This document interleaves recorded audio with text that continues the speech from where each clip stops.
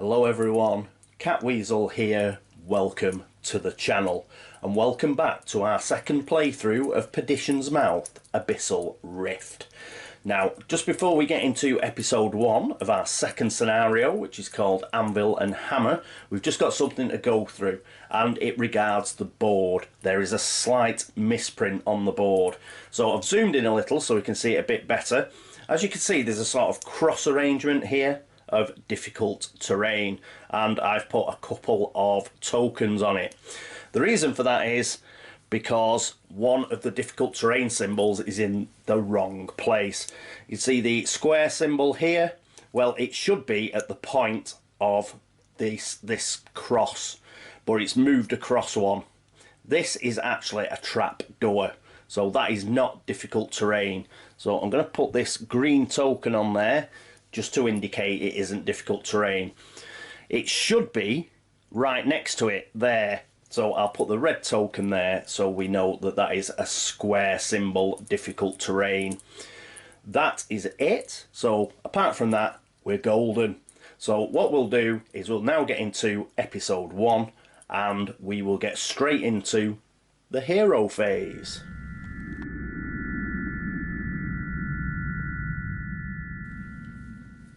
And here we are at the hero phase, so let's spin all these around. And who is going to go first? Well, it's going to be Tyra who's going to go first. We're going to put her onto the sprint segment, so we can skip special. It's full, 1, 2. So out of the 5 action points, she has got 3 left. But we do get a response card for sprint. So quick shuffle.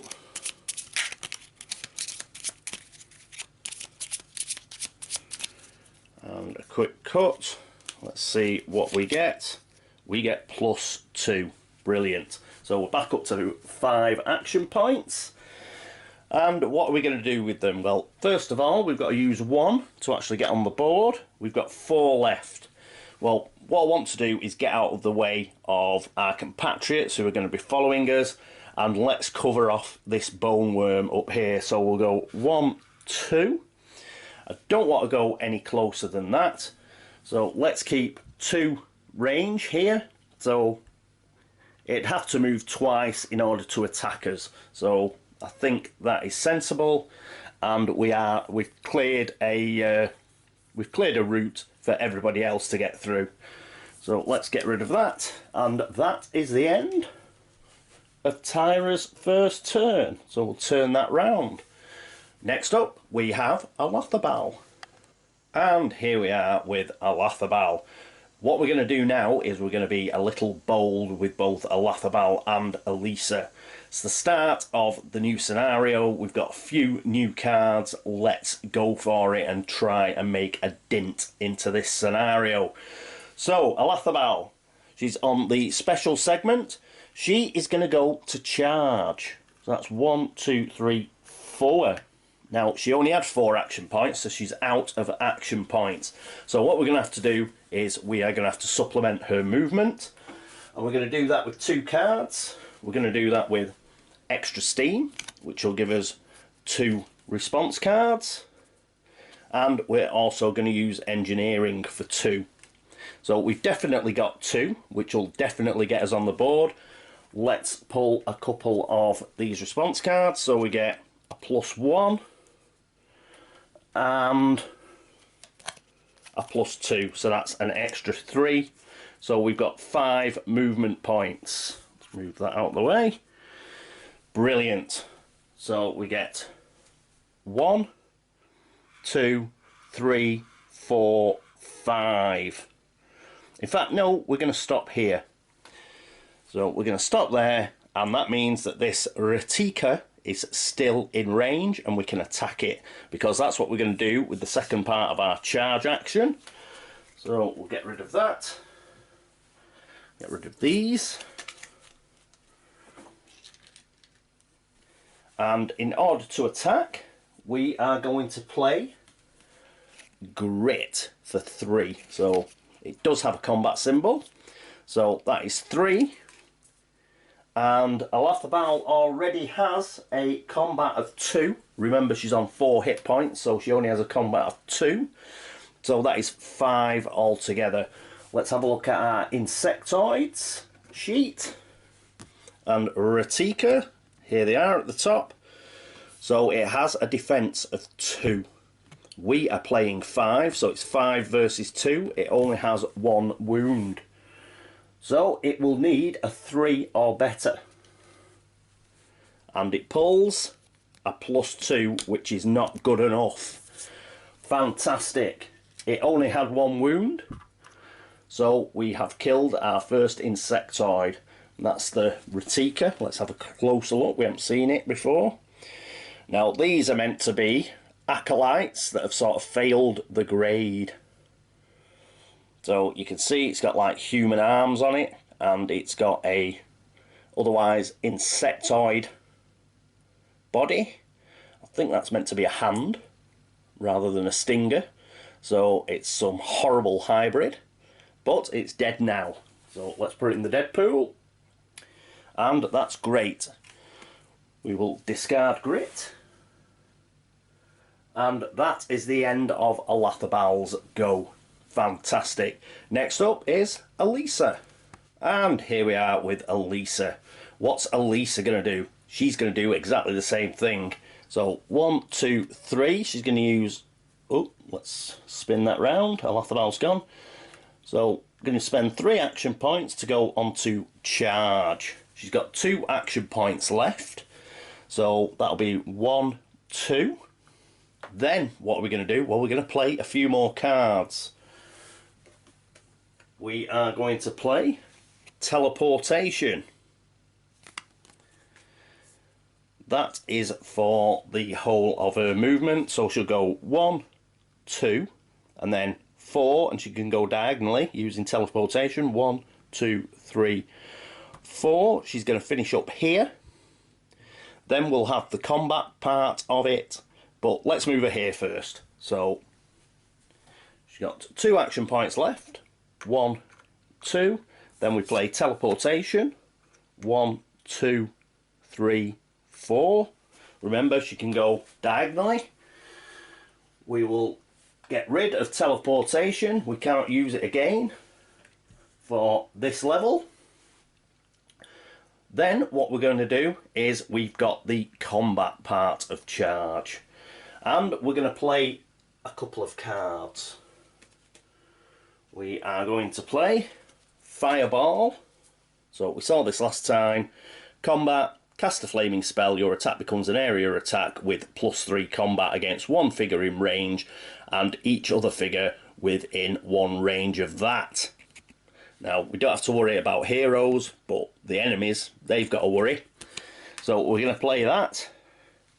And we're going to supplement it with lava spray, which also has a combat icon on it for 3. So that'll give us 6 combat. Where are we attacking?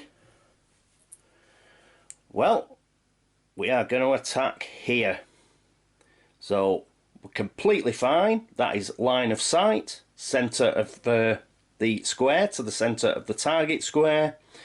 It's within 6, and this difficult terrain is not going to affect line of sight. So we're going to hit the acolyte here. Great stuff. So, because they're all in a bunch, don't mind using Fireball. So we've got 6 combat. They're going to have to draw a response card each. So let's draw it for the acolyte first. The acolyte has a defense of 1, I believe. And it gets a +2. That is not good enough. It only has 1 hit point. Goodbye, Mr. Acolyte. And that's really good for us because that acolyte was the closest to the door and to the acolyte exit. We do not want the threat level going up yet, so that is a good hit. So get rid of that. Then we'll go for this guard here. They have a defense of 2, so it needs a 3 or better. A -1 is not good enough. That will take a hit. Brilliant. So he's took a hit. And finally, we have this guard here. He will take a response card. And a 0 is not good enough. So he too will take a hit. That is great. Fantastic. So we've spent a few cards there, but we have managed to kill 2 of our enemies, and we have put a hurting on 2 more, so that's really good. So we will discard lava spray and fireball, get rid of those, and that is it for our hero turn. So we'll spin that round. So hero phase is over, let's move into the enemy phase.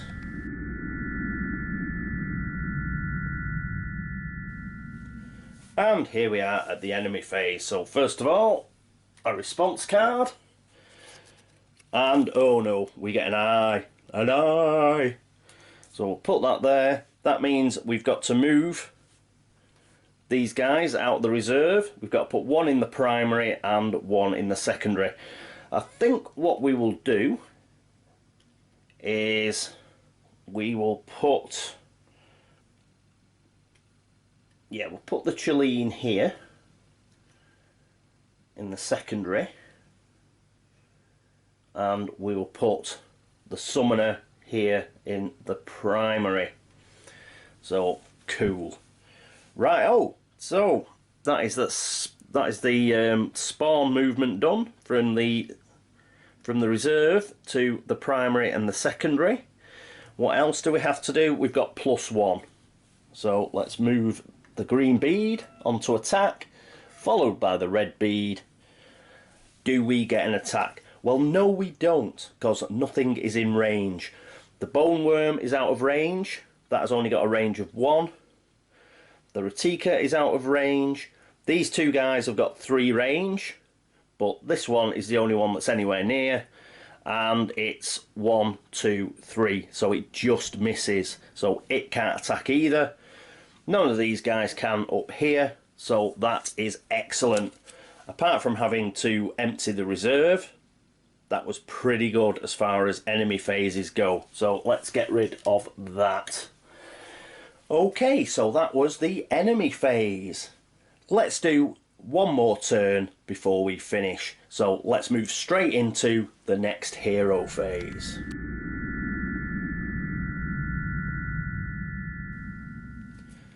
And here we are at the next hero phase. So let's spin all these around. And who is going to go first?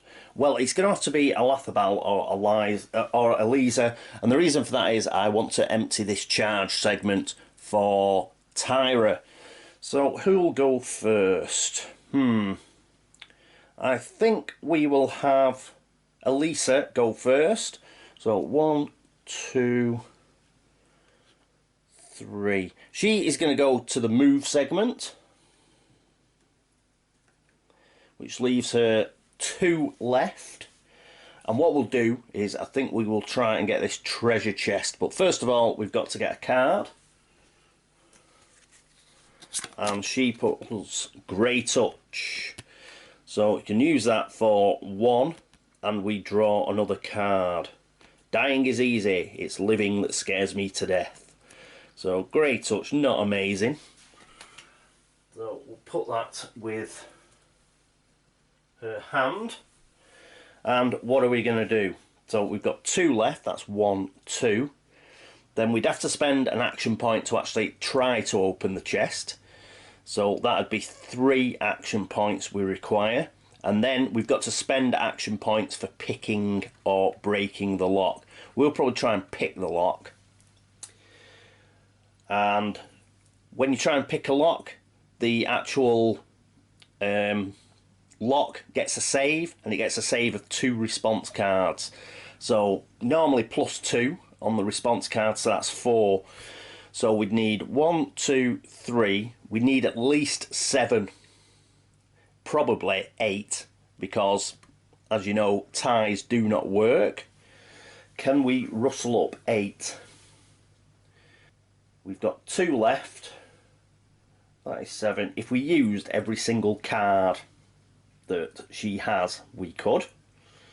Shall we do it? Yeah, let's do it. Let's see how treasure chests can be opened. So what we're going to do is we've got two action points left. We're going to spend Grey Touch, Barbican, Fire and Helping Hand. We can spend all those on movement, and that is 1, 2, 6, 7. Plus the 2 we've got is 9. So we've got 9 as it stands, and we will get to draw a card. But let's use the 9. 1, 2, 1 to open that, 3, and that means we've got 5 left, does it? So 1, 2, 3, that's 7. We've got 6, so we're going to spend 6 to actually open that. It gets a save. That's a +1, and that's a +2. It's not good enough. We were able to pick the lock. We do get an extra card, so we do get a card back, and we get Ghostly Helper. I was hoping we would get the dagger, but we didn't. All the rest of these get discarded, so we'll put them face up on the bottom of the deck. Okay, so this goes. We have picked the lock, and we get a treasure card. So here is the treasure deck. Quick shuffle, and we'll do a cut and see what we get. And we get a Resurrection Chrysalis. Now, this can only be used, I think, by priests. That's a priest symbol. See, they've got somebody inside some sort of horrible thing. So 4 gold, Resurrection Chrysalis. You gain a wound when you use it. Resurrect a dead hero in 1 range to you, and that dead hero will get 1 health.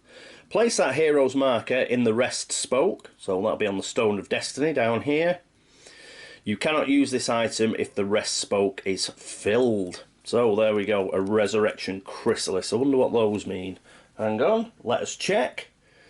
So that means it's temporary, the 3 dots, and the sort of sunburst symbol means, when I can find it, hello, I'm back. Well, I can't find it anywhere, that symbol. It's not on here, and I've had a quick look through the rulebook and I just cannot find it. So, no idea what that symbol is. If anybody has a clue, please let me know. But the one below it, that means temporary. Right, anyway, this is what she's got. Unfortunately, she can't use it because it doesn't have a mega symbol, but she could give it to Olazabal. So she'll put this in a backpack. Good, good. Put that up here. And we will carry on. Let's put that back. So we have managed to open a treasure chest. Brilliant. So that is it for Elisa's go. Next up, let's have Tyra go next. And here we are with Tyra.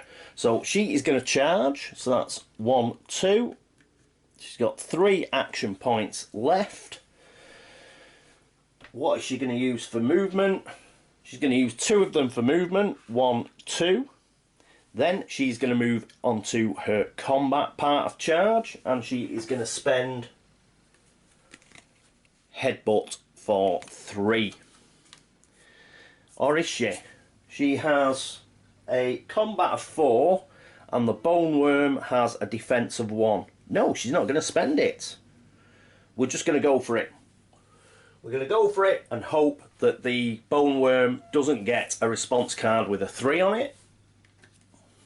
There are only 2 +3s in here, and there we go. It was a +2. It wasn't good enough, so we didn't have to spend a card. Brilliant. It has only got 1 hit point, so we have killed a Bone Worm. Brilliant. Well done to Tyra. Fantastic. So that is the 3rd enemy that we've killed. So I think going at it like a bull in a china shop to begin with, it's paying off. So fantastic. So she has gone, and that means next up it must be Olazabal. And here we are with Olazabal. Olazabal is also going to move, I think. So that's 1, 2, 3. Which leaves her 1 action point left, but she does have to pull a card. And she pulls Experimental Device. So this is the Kickstarter card, provides 13 for aiding, and you will gain a fatigue. Okay. So she has got 1 action point left, and she is going to move back, I think. She's going to move back 1. The reason being, we've got a good chance of at least getting a spawn, and if you recall through the scenario rules, that means we will get a bone worm following us coming down into the level here. So let's move her back 1. She'll be within 2 range of it then, so she should be able to hit it next turn. And yeah, it leaves a bit of an escape route for Elisa as well, because we may have to get away from these guys if they move. Right, oh, so that is it for Olazabal. That is the end of the hero phase. Let's move into the enemy phase.